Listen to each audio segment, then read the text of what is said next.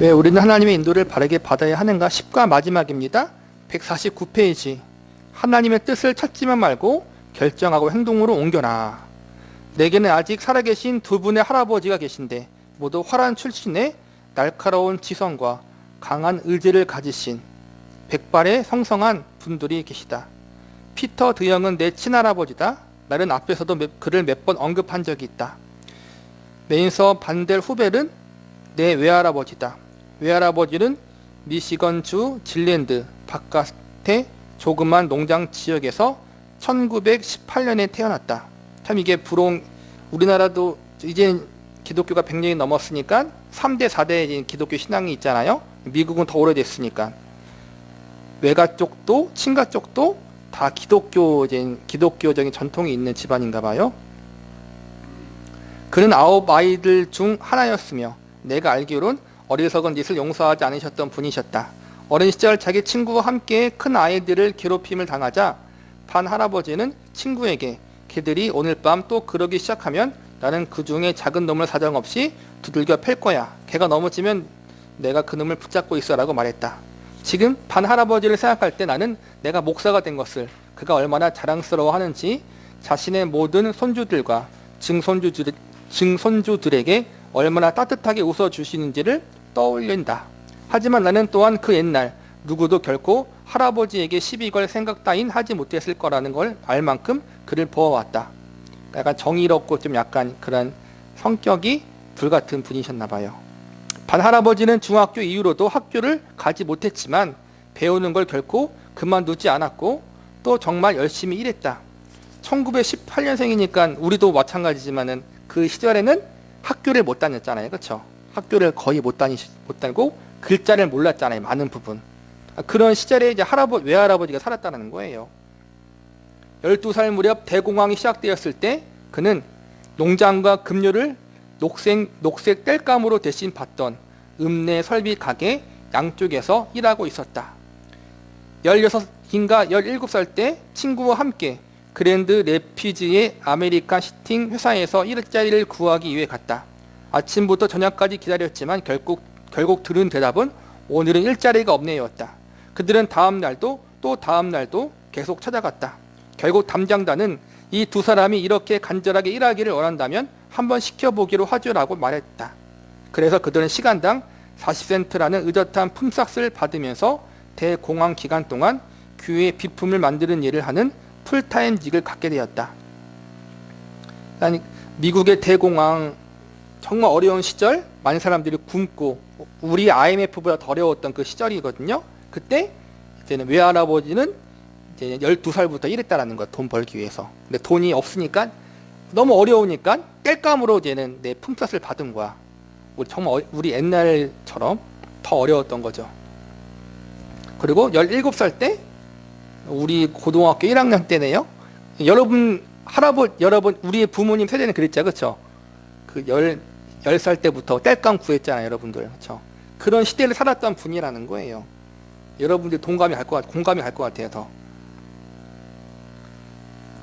우리는 부자였단다라고 할아버지는 말씀하셨다. 그렇게 가난했는데도 불구하고 일자리가 있었다는 것만 해도 감사하고 부자였다라고 느꼈다라는 거예요. 그 적은 돈을 받으면서도 어릴 적. 몇 년 안에 할아버지는 읍내 여러 곳에 수리가게를 내고 운영할 수 있게 되었다. 당시 할아버지는 겨우 21살로 오늘날 대부분의 아이들이 비디오 게임이나 즐기고 파티장으로 몰래 내빼면서 자기 자신을 찾고자 애쓰는 나이에 불과했다. 할아버지 인생에 대해 대화를 나누면서 나는 그에게 그가 하나님의 뜻을 알고자 고심했는지 젊은이로서 인생을 주도적으로 심껏 살기 전에 인도를 받기 위해 기다린 적이 있는지를 여쭈어 보았다. 할아버지는 아니, 나는 내가 뭔가 시작하기를 하나님이 기다리고 계신다고 느꼈단다라고 말씀하셨다. 나는 우리 중 얼마나 많은 사람이 그와 정반대로 행했는지, 즉 우리가 나아가 순종하기를 하나님이 기다리고 계시다고 생각하는 대신 그가 우리에게 일일이 무엇을 하라고 지시하기를 기다리며 있는지 궁금해졌다. 그러니까 저와 여러분은 모태신앙이 아니니까 대부분. 근데 이제 미국 같은 경우에는 이제는 기독교 역사가 좀 기니까 저와 여러분 젊은 시절에 믿지 않았으니까 잘 모르겠죠. 그렇죠? 젊은 시절 주님의 뜻을 구하지 않았으니까. 근데 예수님 믿은 이후에 주님 어떠한 일을 함에 있어서 주님의 인도하심을 구하면서 하나님 이게 주님의 뜻입니까? 라고 기도는 당연히 하는 거지만 그렇게 기도하면서 일일이 기도하면서 어떠한 일을 하기 기다리진 않았잖아요. 주님 이 사업을 할까요? 이 직장에 갈까요? 라고 기도하면서 계속 기다리면서 있진 않았잖아요. 여러분 세대 같은 경우는 내게 주어졌으니까 일을 했잖아요.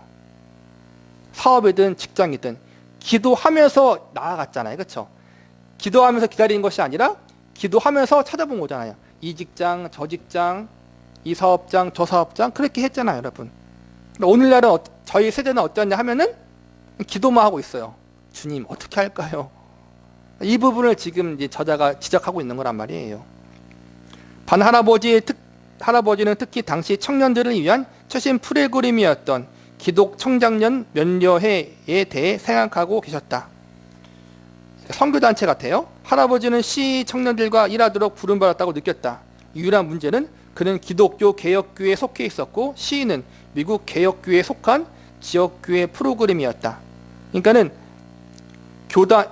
지금 다니는 교회 교단과 내가 가고 싶은 선교단체의 교단이 다르다라는 거예요. 그게 문제였다라는 거예요. 그리고 또 문제는 그 두 교단이 서로 사이가 안 좋았어요. 대부분의 외부인들에게는 이 두 교단이 거의 구분하기 어려울 정도로 비슷하지만 만일 당시 서부 미시건이나 북서부 아이오나 또 다른 화랑 거주민들이 지역에 살고 있다면 CRC와 RCA가 공통의 역사에서 갈라져 나온 형제 교단임을 알 것이다. 그들은 결코 화해하지 않은 친척 같은 사이였다. 그러기에 나의 조부가 CRC 장로들에게 RCA가 후원하는 시기간에 일하다고 싶다고 말했을 때 그들은 비난을 퍼부었다. 뭐 통합합동보다 더 약간 거리가 있는 것 같아요. 보면은 할아버지는 똑바로 서서 그들의 면전에 대고 말했다. 그러니까 천국에는 CRC 교단만을 위한 특별 구역이 있단 말이군요. 그리고 그렇게 해서 할아버지는 RCA 교인이 되었다. 그러니까는 좀 정확한 건 아니지만 합동 교단에 있다가 이제는 통합 교단에 있는 선교단체에 들어간다고 하니까 그 본 교회 장로님들이 뭐라 그런 거예요. 그러니까 화가 나서 아예 교단을 옮겨버렸다는 거예요. 그는 내가 기억하는 다른 어떤 얘기들보다 CRC에서 쫓겨날 때의 이야기를 더 자주 들려주셨다. 또는 언제나 얼굴에 웃음을 머금 채 그에 대해 말씀하셨다.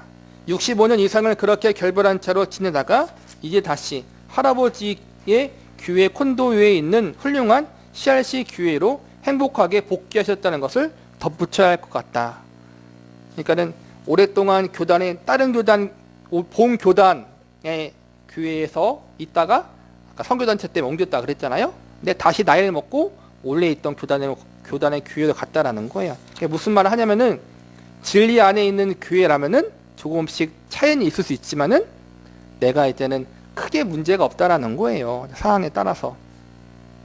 어떤 교단에는 구원이 있고 어떤 교단에는 구원이 없고가 아니잖아요. 우리 개신교 안에는 장로교나 감리교나 성결교나 침례교나 조금씩 교리는 다르지만 진리 안에서 같은 쪽을 바라보기 때문에 그래서 교단이 달라도 조금씩 차이는 있지만 그래도 그 안에 예수님 안에 복음이 있다라면은 다 우리가 구원을 받는 문제 또 신앙생활을 하는 문제에 대해서 크게 문제가 없다라는 거예요. 이단들은 뭐예요? 근데 여러분 신천지나 뭐 구원파나 많은 이단들은 자기들 교회에만 구원이 있다 그래요. 여러분 그게 큰 문제예요. 근데 개신교는 우리가 건전한 교단이라면은 이제는 그 안에 구원이 있고 복음이 있다고 가르치잖아요. 할아버지는 1941년 북미시건에서 올 미드레라드라는 멋진 루터파 여성과 결혼했고 1년이 채 지나지 않아 징집되었다. 그는 배틀 크릭에 있는 포트 쿠스터로 떠났다. 거기서 그에게 가장 적합한 군대가 어느 곳인지를 알기 위해 검사받았다. 할아버지는 고등학교 문턱을 넘은 적이 없지만 하나님의 뜻은 그 모든 시험을 내가 통과하게 해주시고 내가 줄곧 원했던 공군에 배속되게 해주셨다. 이제 3년간 주방위군에 있던 경험 때문에 그는 훈련소에서 교관이 되었다. 궁극적으로 남태평양에 배치되어 B-29기를 몰며 일본군과 격전을 벌였다. 1945년 미시기건과 아내 밀드레드 곁으로 다시 돌아왔을 때 그는 항공 정비사가 되기 위해 그랜드 레피츠로 갔다. 그러나 그는 민간 면허증을 취득해야 했다. 그래서 교묘하게 대학에 들어가 몇 개의 과목을 통과하고 필요한 자격증을 땄다. 몇 년 후에 할아버지는 항공 화물 사업을 시작해 20년 이상 운영하며 많은 돈을 벌었다. 그 기간 그는 세 아이를 키우고 주일학교 고등부에서 가르치고 청소년들을 건초 피크닉에 데려가고 인생의 후반기에는 일본 성교회와 같이 사역하는 등 교회에서도 열심히 활동했다. 이게 뭐냐면은 그냥 주어진 삶을 믿음으로 살았다라는 거예요, 여러분. 기도는 했겠지만 아까 말한 것처럼 기도함이 앞으로 나아가면서 주어진 환경 가운데 믿음으로 살았다라는 거예요. 근데 오늘날 많은 사람들은 뭐예요? 기도만 하고 있다라는 거예요. 기도만. 주여 어디로 가야 할까요? 무엇을 해야 될까요? 기도는 당연히 해요. 근데 그렇게 기도만 하고 하나님의 응답만 기다리고 있다는 거예요. 그게 문제라는 거예요, 여러분. 근데 아까 말한 것처럼 기도하면서 믿음으로 인생을 살았던 우리의 신앙의 선배들, 우리의 부모님들, 그분들의 모습을 보면은 그 안에서 하나님의 인도하심과 은혜 가운데 살았다라는 거예요. 우리는 그러지 못하고 있다라는 거예요, 여러분. 그리고 기도만 하면서 기다리고 있는 것을 경건한 것이라고 착각하고 있다는 거예요. 그걸 조심하라는 거예요. 마땅히 감사드릴 곳에 감사하다. 언제인지 정확하지 않지만 할아버지는 어떤 비행기를 수리해주는 대가로 배틀 크릭 바깥에 24,000평 정도의 땅을 얻으셨다. 이후 그는 계속해서 땅을 더 구입하여 그곳에서 농장을 시작하고 목축업에 뛰어들었다. 계속해서 땅을 늘려감에 따라 그는 습지를 준설하고 흙을 팔았다. 늪이 많은 저지대는 할아버지와 그가 신뢰하는 기중교가 퍼낸 인공호수가 되었다. 여름에 할아버지를 뵈러 갈 때마다 그는 토탄에서 돌을 끄집어 내기, 나무 심는 것을 돕기, 그의 백조들을 위협하러 간간히 나타나는 민물 거북이들을 할아버지가 죽일 동안 옆에서 뻣뻣한 나무처럼 서 있기 등 해야 할 일을 확실하게 맡겨주셨다. 할아버지는 1990년에 심장질환으로 할머니를 잃고 이듬해 재혼하셨다. 최근에 나는 할아버지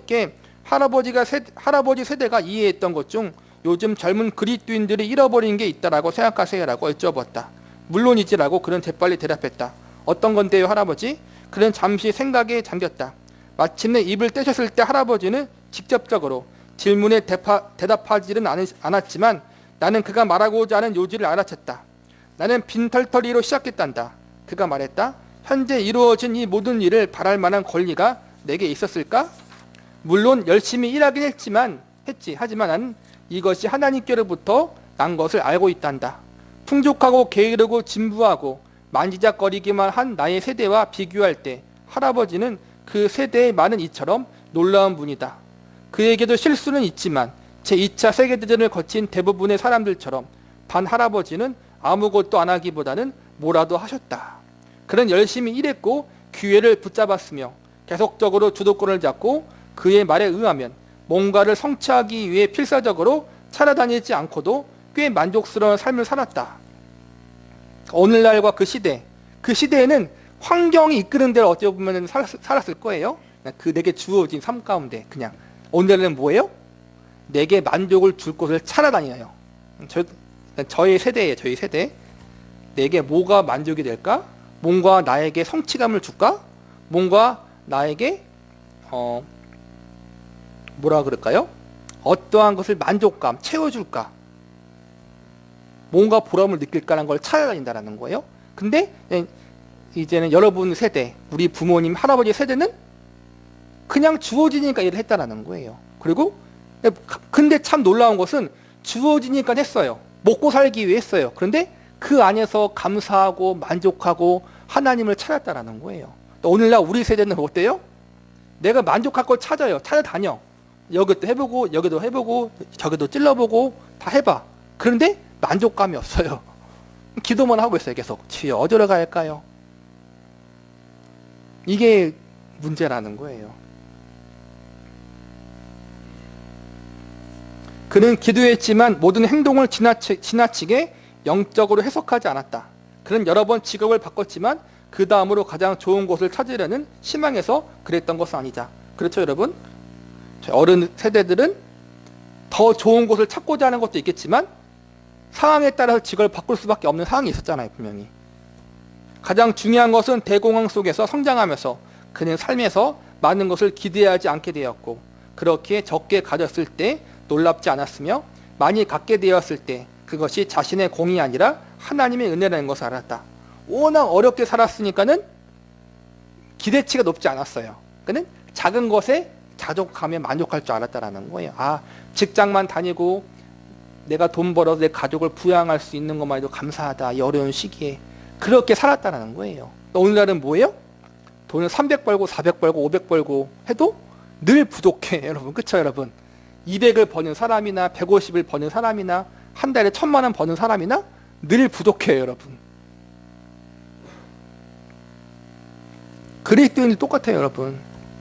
돈을 적게 버나 많이 버나 늘 부족하고 늘 불만이야. 할아버지와 대화하면서 나는 그가 하나님의 신비한 숨겨진 개인적 뜻을 분별하려고 애쓰는 것을 제외하고 모든 것에 최선을 다했음을 느꼈다. 주님의 뜻이 무엇입니까? 라고 물으면서 그것을 응답받기 위해서 노력하는 거 빼고 다 열심히 하셨다는 거예요. 어린 세대들은, 선배들, 우리의 신앙의 선배들은. 그럼에도 불구하고 인생에 어때요? 실패했어요? 아니요. 하나님의 인도하심 가운데 하나님 앞에 부끄럽지 않은 인생을 살았다는 거예요. 하나님의 섭리를 믿지 않기 때문이 아니었다. 오히려 그 반대다. 섭리를 믿기 때문에 멈춰서기보다는 기회를 붙잡으려고 애썼다. 이게 중요해요. 내가 스스로 기회를 붙잡기 위해 노력한 게 아니에요. 그러니까는 내가 자의적으로 한 것이 아니라 하나님을 의지하는 믿음이 밑바탕에 깔린 상태에서 기도함으로 나아갔다라는 거예요. 그리고 삶의 종착역에 다다른 지금 그의 믿음은 지난 90년의 세월 동안 함께한 하나님의 복된 손길을 되짚어 보고 앞으로도 얼마의 세월이 남아있건 주님을 더 신뢰하도록 돕는다. 그것이 하나님 안에서의 할아버지의 삶이다. 그리고 그것이 바로 모든 그리스도인의 삶이어야 한다. 형제에 충실하고 과거에 감사하고 미래에 대해 희망찬 삶 말이다. 참 멋있죠 여러분. 아마 캐든비 형이 40대 후반 될 거예요 아마. 지금 정도 되면은 그 목회자가 자신의 할아버지 신앙의 선배인 할아버지 할아버지들을 볼 때, 어른들을 볼 때, 그분들은 목사가 아니었어요 여러분. 평범한 성도였어요. 근데도 존경스럽고 정말 우리 할아버지, 친할아버지, 외할아버지, 우리의 그 가족들은 정말 믿음으로 인생을 살았구나라고 어떻게 해요? 고백할 수 있는 그런 멋진 인생을 살았잖아요. 우리가 세속적인 관점에서 멋지다는 게 아니에요. 하나님의 관점에, 믿음의 관점에서 멋있게 살았다. 여러분도 마찬가지예요. 우리의 자녀와 손자, 손녀들이 볼 때 우리는 그렇다니 우리의 손자들, 우리의 자녀들은 이제는 모태신앙이잖아요. 우리는 아니었지만. 근데 우리 할아버지들을, 우리 부모님이 볼 때, 우리 부모님, 할아버지, 할머니들은 정말 믿음으로 인생을 살았구나라고 추억을 되새기면서 여러분 그렇게 이야기할 수 있는 삶을 여러분이 살고 있어요. 여러분 참 도전은 주는 것 같아요. 여러분 정말로 손자들이 30 먹고 40 먹고 우리 할머니 할아버지를 봤을 때 정말 우리보다 덜 배우시고 우리보다 더 고생했지만 우리보다 더 열악한 환경에서 살았지만 정말 그분은 믿음으로 인생을 살았구나. 우리의 손자 손녀들에게, 자식들에게 그러한 정말 신앙의 유산을 물려줄 수 있어야 돼요. 헛되게 살지 않는 삶. 전도서는 이상한 책으로 보일 수 있지만 어느 책보다 더 현실성이 있다. 우리 대다수는 바람을 쫓아가고 일이나 가정, 성공처럼 좋은 것들이지만 결코 궁극적으로 만족시켜주지 못할 것들에서 만족을 찾으려고 애쓴다. 이건 모든 사람이 마찬가지, 저도 마찬가지인 거고, 목회에 대한 성공에 대한 갈망이 있잖아요 여러분. 세속적인 부분, 하나님 편에서의 성공이 아니라 개인적인 그러한 것이 있단 말이에요. 잘못된 부분. 여러분도 마찬가지고. 그것은 결코 우리에게 만족을 줄 수 없는 거예요 여러분. 그렇죠? 왜냐하면 환경에 따라 달라지기 때문에. 하나님 자체가 만족인데 우리는 늘 뜬구름을 잡고 있다라는 거예요. 사업을 하든 직장을 하든 성공과 승진과 그런 거에 대한 뜬구름이 있잖아요. 그래서 어떻게 해요? 그 뜬구름을 잡기 위해서 불안하고 정처 없이 좀 비겁하게 인생을 살아간다면 그것만으로 충분히 한심할 것이다. 그러나 우리는 불안하고 정처 없는 비겁함을 영적으로 둔갑시키고 그것이 수동성이 아니라 경건함으로 느끼게 만든다.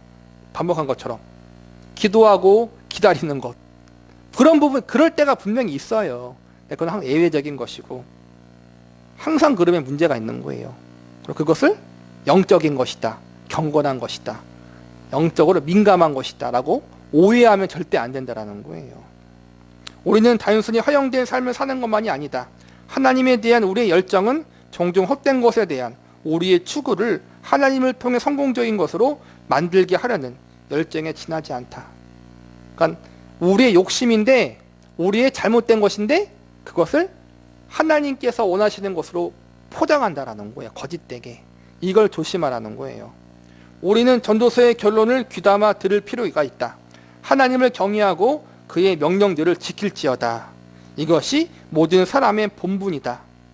만일 당신이 어떠한 일에 대해 염려하고 있다면 하나님의 염려를 지키는 일에 대해, 하나님의 명령을 지키는 일에 대해 염려하라. 뭔가를 두려워한다면 우리 모두 그랬지만 미래가 아니라 하나님을 두려워하라. 이게 정답이에요. 우리의 미래 어떻게 될까가 두려운 것이 아니라 하나님을 두려워하라는 거예요.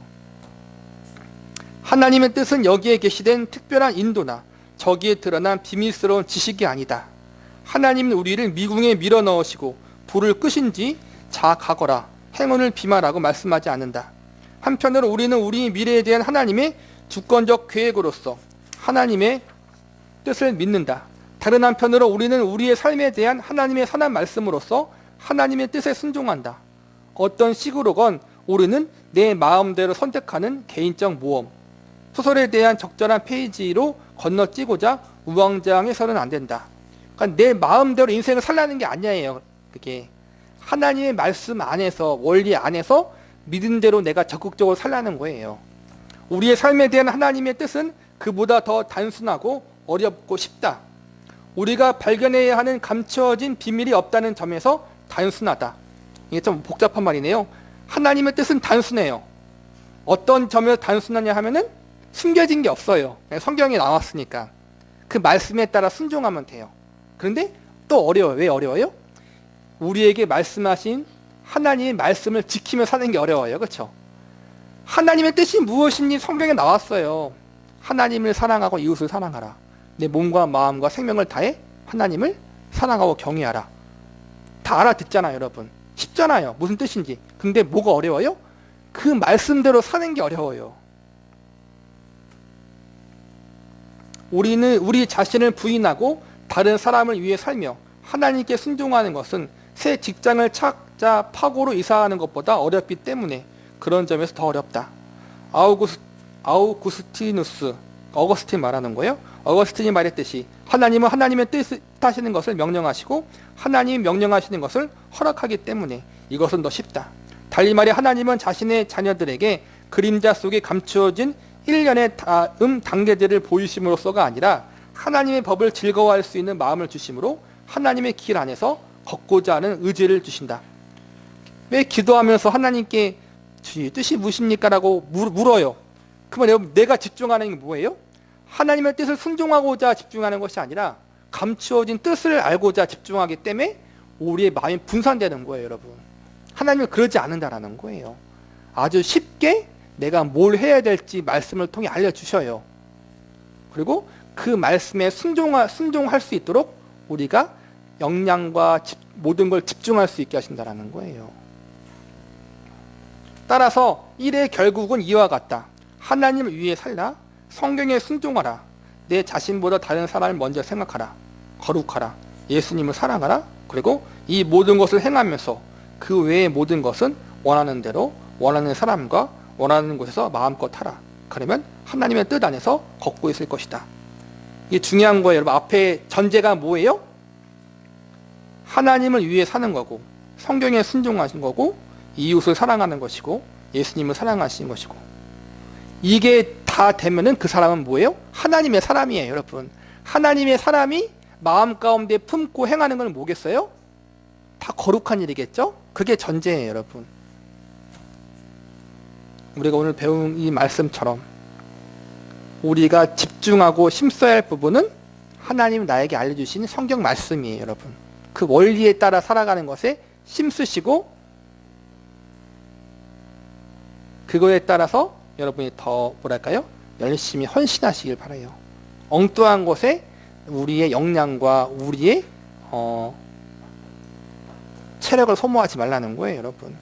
그렇게 정말 하나님의 이 책을 통해 또 성경 공부를 통해서 우리가 정말 하나님의 인도를 바르게 받고 바르게 분별할 수 있는 그러한 저와 여러분이 되기를 바라겠습니다.